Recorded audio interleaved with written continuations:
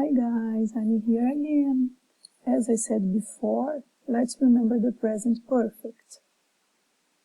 Então, turma, olha só, vamos lembrar alguns pontos que a gente viu em sala que são bem importantes. Vou tentar ser mais breve possível, mas são pontos bem importantes, tá? Então, básico. Present perfect, ele é formado pelo auxiliar have, que na terceira pessoa é has, certo? Na terceira pessoa do singular é has. Então, ele é formado pelo auxiliar have, mais um verbo no particípio. E na terceira pessoa, esse have precisa ser has. Então, veja um exemplo. They have worked hard. They have worked hard. Aqui a gente poderia traduzir de forma literal. Ele tem trabalhado arduamente. Essa tradução ficaria perfeita, sem problemas. Mas nem sempre a gente consegue fazer essa tradução literal, né? Em algumas situações, esse have worked talvez tivesse que ser traduzido como trabalharam. Então, o contexto é que vai determinar isso. A tradução literal, have worked, tem trabalhado. Mas nem sempre se traduz assim, tá?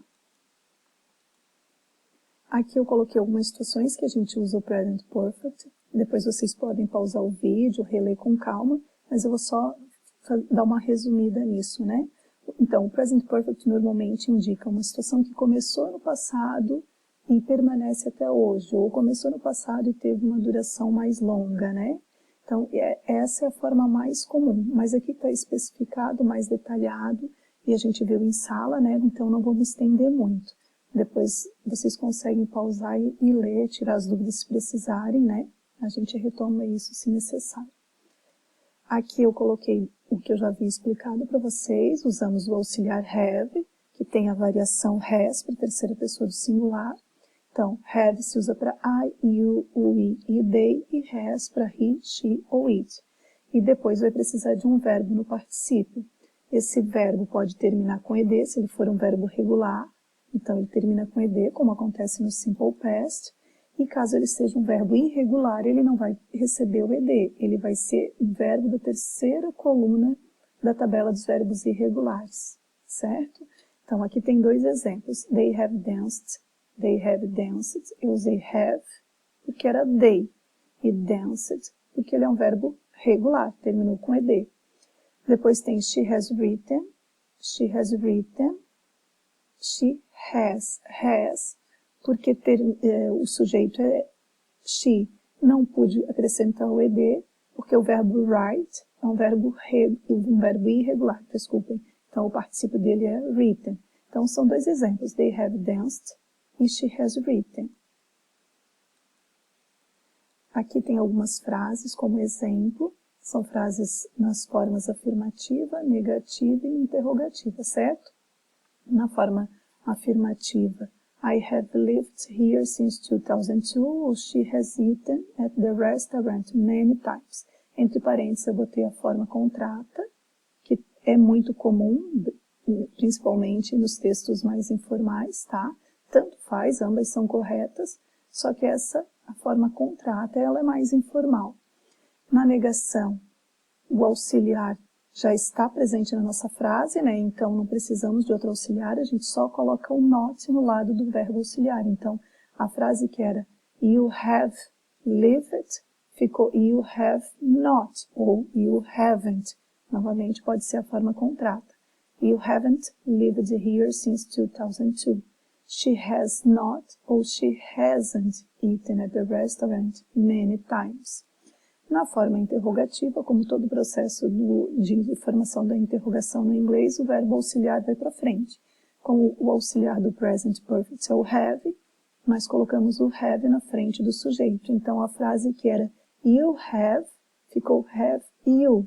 A seguinte, que era she has estava aqui, ficou has she. Então, nós temos have you lived here since 2002? E temos, has she eaten at the restaurant many times? E formamos assim também as interrogações. Aqui eu coloquei as expressões, lembram? Nós chegamos a ver também em sala as expressões que são bem comuns no present perfect. Temos how long, que significa quanto tempo ou por quanto tempo. For, que é por. Since, que é desde. Yet, que significa ainda ou já. Mas nós usamos em frases negativas ou interrogativas e no fim dessas frases, e already, que significa já, né? Como yet também pode ser já, porém ele é usado em frases afirmativas e não vai estar lá no fim, como acontece com o yet. Então vejam os exemplos, yet no fim, e vejam aqui a colocação do already. Depois tem just, que significa recém, neste momento, e o exemplo I have just arrived at school, que nós falamos também em sala, que a tradução seria eu recém cheguei na escola, né? I have just arrived at school. Eu recém cheguei na escola. Só que na nossa linguagem popular, normalmente a gente diz o quê? Eu acabei de chegar na escola. Então, de forma informal, não teria problema essa tradução. I have just arrived at school. Eu acabei de chegar na escola. O sentido é o mesmo. Eu recém cheguei na escola. E por último, tem still, que também é uma expressão bem usada e bem importante para o present perfect.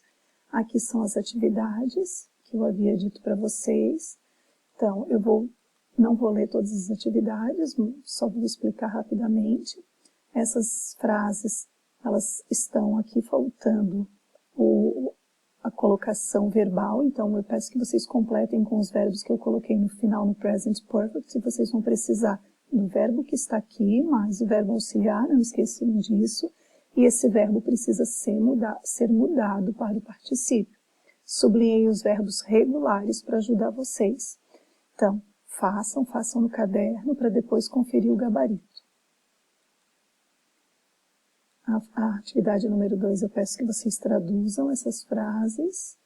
As atividades 3 e 4, eu escolhi 5 frases e eu peço que vocês passem na atividade número 3 para a forma negativa e na atividade número 4 são as mesmas frases que eu peço que vocês passem para a forma interrogativa. Eu estou passando rapidinho aqui, mas quando vocês estiverem fazendo, vocês podem pausar o vídeo e fazer a atividade. Bem fácil, bem tranquilo. Atividade número 5, for or since. Também tem pouquinha coisa, só completar com for or since. Se precisarem, voltem um pouquinho o vídeo para relembrar a diferença entre eles. E a última atividade também é só para completar. São frases bem simples também. Então, vocês vão escolher qual das duas expressões vocês vão usar em cada frase e em qual local. Vocês vejam que eu deixei 2 espaços em branco, mas vocês não vão preencher os 2. Uma das duas será usada em um dos 2 espaços. Certo, galera? Então é isso. Com isso a gente finaliza a nossa revisão sobre o Present Perfect. Depois vocês passam para as atividades do livro e na data que nós havíamos combinado, eu disponibilizo o gabarito para vocês. Certo? So, bye bye. See you. Kisses.